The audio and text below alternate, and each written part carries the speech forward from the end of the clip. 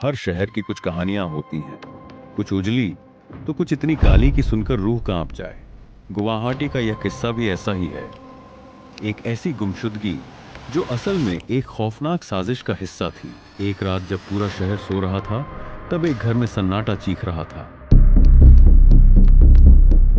17 अगस्त 2022 गुवाहाटी के एक शांत मोहल्ले में एक अजीब सी हलचल थी। सुबह जब पड़ोसियों ने देखा कि अमृत ज्योति डे और उनकी मां शंकरी डे का घर बंद था, तो सबको लगा शायद वे किसी रिश्तेदार के यहां गए होंगे। लेकिन यह खामोशी सिर्फ एक दिन की नहीं थी। दिन बीतते गए, लेकिन न अमृत ज्योति दिखाई दिए, न उनकी मां। उनकी पत्नी वंदना कलिता ने आसपास वालों को टालने की कोशिश की। कभी कहा वे शहर से बाहर गए हैं, तो कभी बोली किसी रिश्तेदार के यहां रुके हैं। पर मोहल्ले वालों को अब शक होने लगा था। 5 दिन बाद जब अमृत ज्योति और उनकी मां का कोई सुराग नहीं मिला, तो किसी ने पुलिस को खबर कर दी। पुलिस आई, सवाल जवाब शुरू हुए। घर के अंदर घुसते ही अफसरों को एक अजीब सी बदबू महसूस हुई। हालांकि कुछ ठोस सबूत नहीं मिला। वंदना बार बार एक ही बात दोहरा रही, मुझे नहीं पता वो लोग कहां गए। पुलिस को कुछ बातें अजीब लगी। घर की अलमारी बिखरी हुई थी, जैसे वहां कुछ छिपाया गया। अमरज्योति के मोबाइल की आखिरी लोकेशन उनके घर के ही पास की थी। सबसे हैरान करने वाली बात, वंदना ने गुमशुदगी की रिपोर्ट तक नहीं लिखवाई थी। अब सवाल था, क्या यह महज गुमशुदगी थी या कुछ और? पुलिस ने जब सख्ती बढ़ाई, तो वंदना का सच बाहर आने लगा। उसने कबूल किया कि उसने अपने दोस्तों के साथ मिलकर अपने पति अमृत ज्योति और सास शंकरी की हत्या कर दी थी। इसके बाद उनके शरीर के टुकड़े कर मेघालय में अलग अलग जगहों पर फेंक दिए।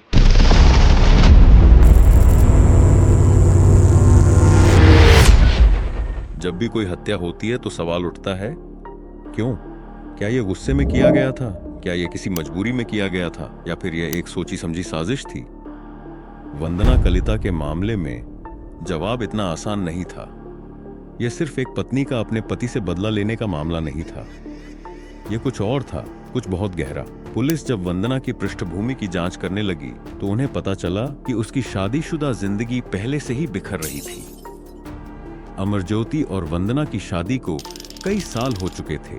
शुरुआत में सब कुछ ठीक था, लेकिन धीरे धीरे दोनों के बीच दरारें आने लगीं। वंदना को महसूस होने लगा कि उसका पति उससे प्यार नहीं करता। उसे लगता था कि अमरज्योति उसे अनदेखा कर रहा था, उसे इमोशनली डिस्टेंस कर रहा था। लेकिन असली झटका तब लगा जब उसे पता चला कि अमरज्योति का अफेयर चल रहा था। वंदना को यह बात हजम नहीं हुई।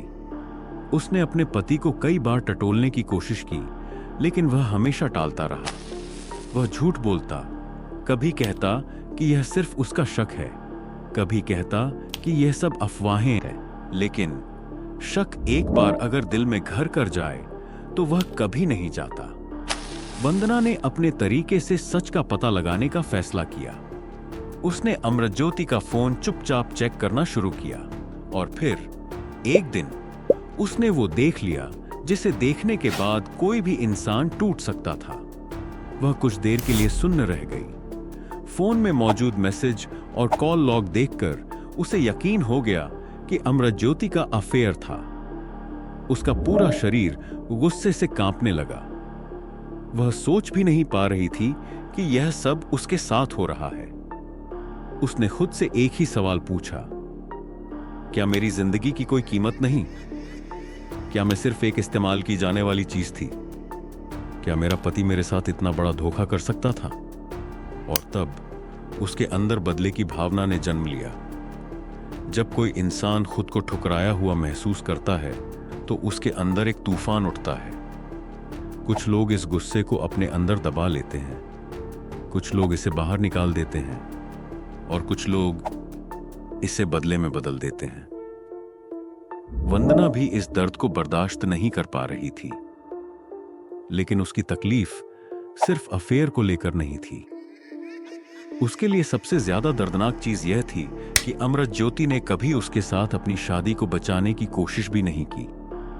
वह चाहती थी कि उसका पति उसके पास बैठकर बात करे, चीजों को ठीक करने की कोशिश करे। लेकिन अमृतज्योति के लिए यह सब कोई बड़ी बात नहीं थी। उसने अपनी तरफ से रिश्ता खत्म कर दिया था। वंदना अब खुद से पूछ रही थी, अगर मैं इस रिश्ते में कोई मायने नहीं रखती तो फिर अमृतज्योति को जीने का हक क्यों है?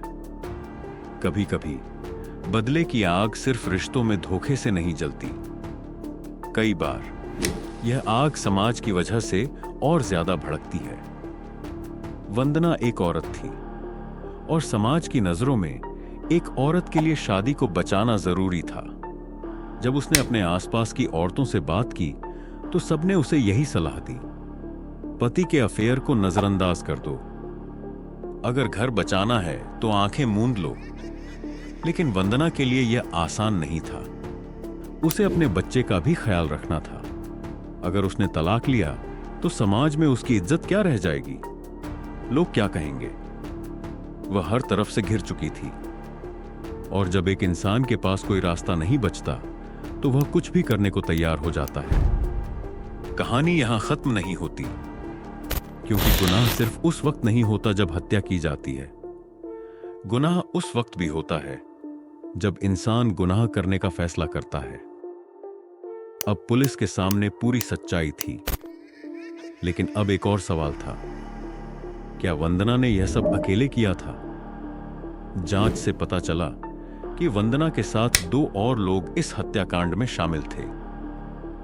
पुलिस ने उन दोनों को भी हिरासत में ले लिया। उन्होंने कबूल किया कि वंदना ने उन्हें इस हत्याकांड के लिए पैसे देने का वादा किया था। तो अब वंदना के लिए कोई बचने का रास्ता नहीं था। लेकिन क्या सिर्फ कानून की सजा ही काफी है? क्या वंदना को उम्र कैद की सजा देने से यह मामला खत्म हो जाएगा? या फिर हमें सोचना पड़ेगा कि ऐसी घटनाएं क्यों होती हैं?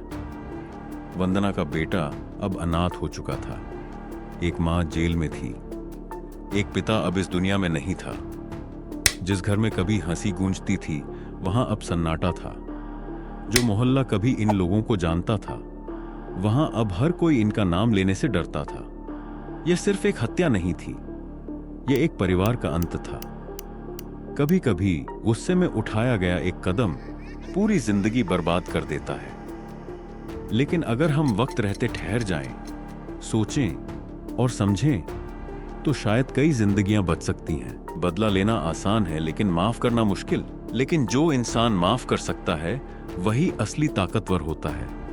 गुनाह चाहे कितना भी छुपाया जाए, सच एक दिन सामने आ ही जाता है। ऐसी और भी सस्पेंसफुल कहानियों के लिए चैनल को सब्सक्राइब करें और नोटिफिकेशन ऑन करें।